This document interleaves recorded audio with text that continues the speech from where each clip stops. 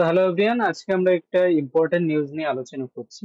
যে নিউজটা আমরা আজকে আলোচনা করছি সেটা হলো যে আমাদের যে রাষ্ট্রপতি রয়েছেন দ্রৌপদী মুর্মু, তিনি কিন্তু এই যে কলকাতা রেপ এবং মার্ডার যে কেসটা ঘটেছে সেই কেস নিয়ে তার যে বক্তব্য সেটা তিনি দিয়েছেন, প্রেস কনফারেন্স করেছেন এবং সেখানে তিনি কিন্তু বলেছেন যে এনাফ ইজ এনাফ। কারণ এই যে বর্তমানে এই কেসটা চলছে তা নিয়ে সারা দেশ জুড়ে একটা প্রোটেস্ট চলছে, সঙ্গে সঙ্গে এর যে সুপ্রিম কোর্টেও কেস চলছে, কিন্তু এখনো দোষীরা সাজা পায়নি, যা নিয়ে কিন্তু একটা বড় অংশ দেশের কিন্তু ক্ষোভের রয়েছেন এবং দেশ জুড়ে সমস্ত বর্গের মানুষেরাই কিন্তু এখানে প্রোটেস্ট করছে। এবং তার উত্তরে দ্রৌপদী মুর্মু এনার যে বক্তব্য তার উত্তরে আহ তার সমালোচনা করে তৃণমূল কংগ্রেসের পক্ষ থেকে কি বলা হয়েছে সেটাও আজকের ভিডিওতে আমরা আলোচনা করব।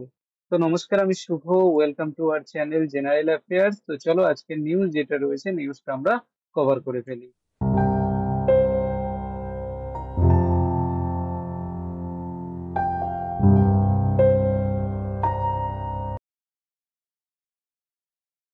তো দেখো, আজকে যে নিউজটা আমরা কভার করছি সেটা কি, অর্থাৎ প্রেসিডেন্ট মুর্মু তিনি কি বলেছেন প্রথমে সেটা থেকে আমরা তাহলে শুরু করি। তো দেখো, প্রেসিডেন্ট মুর্মু তিনি কিন্তু বলেছেন যে এই সম্প্রতি যে ঘটনাটা ঘটেছে, অর্থাৎ কলকাতায় যে চিকিৎসকের ধর্ষণ ও খুন নিয়ে যে ঘটনাটা ঘটেছে তা পুরো দেশকে কিন্তু স্তম্ভিত করে দিয়েছে।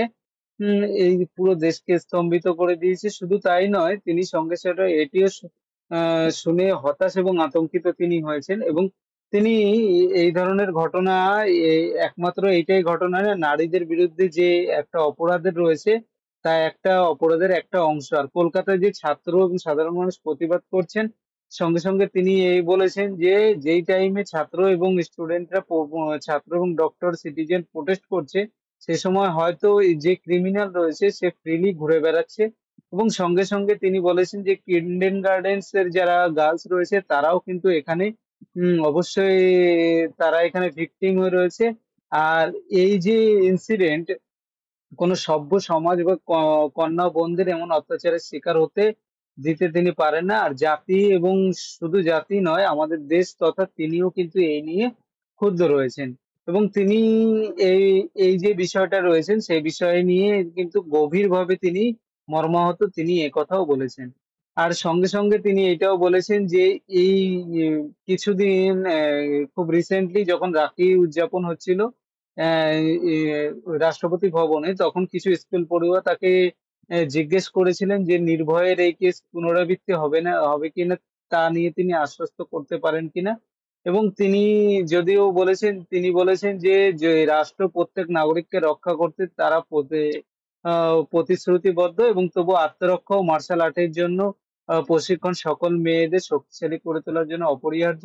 এটি তাদের সুরক্ষার গ্যারান্টি নয়, কারণ মহিলাদের দুর্বলতা অনেক কারণ তার প্রভাবিত হয়। স্পষ্টত এই প্রশ্নের সম্পূর্ণ উত্তর কেবল সমাজের থেকেই আসতে পারে, এই কথা কিন্তু তিনি বলেছেন। তো এর যে উত্তর, যে তার যে কথাটা এই যে তিনি কথাগুলো বলেছেন, খুবই ভালো কথা এবং সঙ্গে সঙ্গে খুবই মর্মাহত তিনিও, এই কথা তিনি বলেছেন। আর সঙ্গে সঙ্গে যে আহ, তৃণমূল কংগ্রেসের যে মমতা ব্যানার্জি গভর্নমেন্ট যে রয়েছে তাকে তিনি ক্রিটিসাইজ করেছেন। এবং এই যে কারণ তারা যেভাবে কলকাতা পুলিশ এবং এই যে ওয়েস্ট বেঙ্গল গভর্নমেন্ট যেভাবে রেপ মার্ডার কেসটাকে প্রথমে হ্যান্ডেলিং করেছে এবং সঙ্গে সঙ্গে সেন্টার সিবিআই এর হাতে যে তদন্ত দেওয়া নিয়েছে, এই কথাও কিন্তু তিনি তার বক্তব্যে আলোচনা করেছেন। তো এই যে বক্তব্য রয়েছে তা নিয়ে আহ তৃণমূল কংগ্রেসের যে স্পোক পার্সন কুণাল ঘোষ তিনি কি নিয়ে বলেছেন, তিনি বলেছেন যে এই আরজি করে যে ঘটেছে তা নিয়ে যখন প্রেসিডেন্ট মুর্মু তিনি বলেছেন, তিনি অবশ্যই সম্মান করেন, কিন্তু সঙ্গে সঙ্গে তিনিও বলছেন যখন উন্নাও, হাতরাস, বিলকিস বানু, মণিপুর এইসব জায়গায় যখন এই কেসগুলো ঘটেছে, কেন তার হৃদয় কাঁদেনি, কেন তার হৃদয়ে, অর্থাৎ দ্রৌপদী মুর্মু তার হৃদয়কে কেন তখন তার হৃদয় যেটা রয়েছে সেটা কেন তখন হৃদয় নাড়া দেয়নি। এর সঙ্গে সঙ্গে তিনিও বলেছেন যে উড়িষ্যা, মহারাষ্ট্র, উত্তরাখণ্ড কেন তিনি দেখেননি। সাক্ষী মালিকের মতো মেয়েদের প্রতিবাদের সময় কেন কেন তিনি চুপ ছিলেন, এ কথাও কিন্তু তিনি তুলেছেন। সঙ্গে সঙ্গে তিনি এও বলেছেন যে বিজেপির বিরুদ্ধে বলাটা কি সত্যি খুব কঠিন।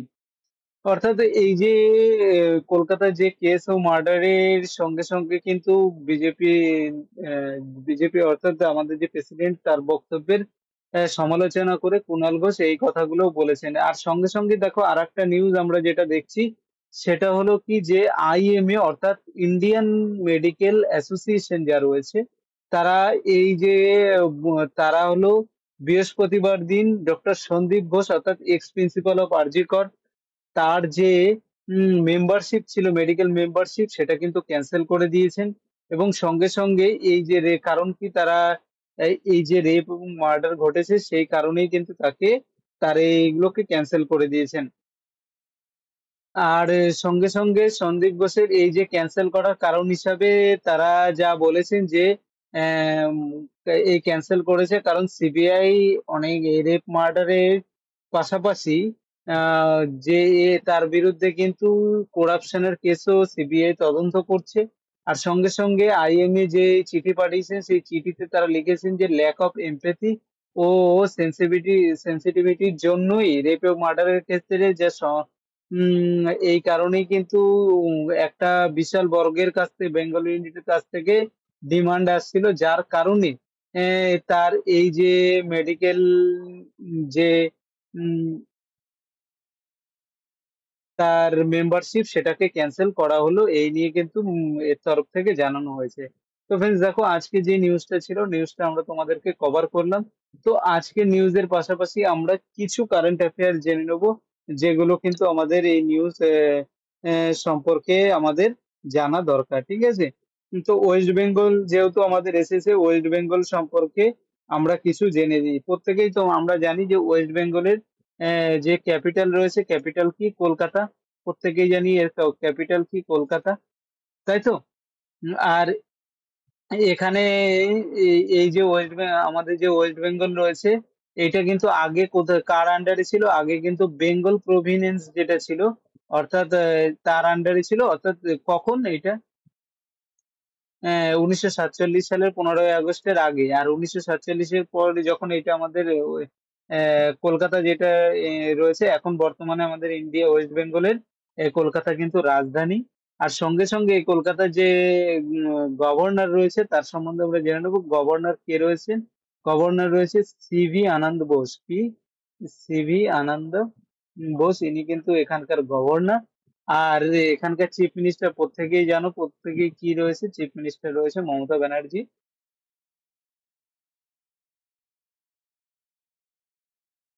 হ্যাঁ, ওয়েস্ট বেঙ্গলে কটা রাজ্যসভার সিট আছে? রাজ্যসভার সিট রয়েছে কিন্তু আমাদের টোটাল 16টা।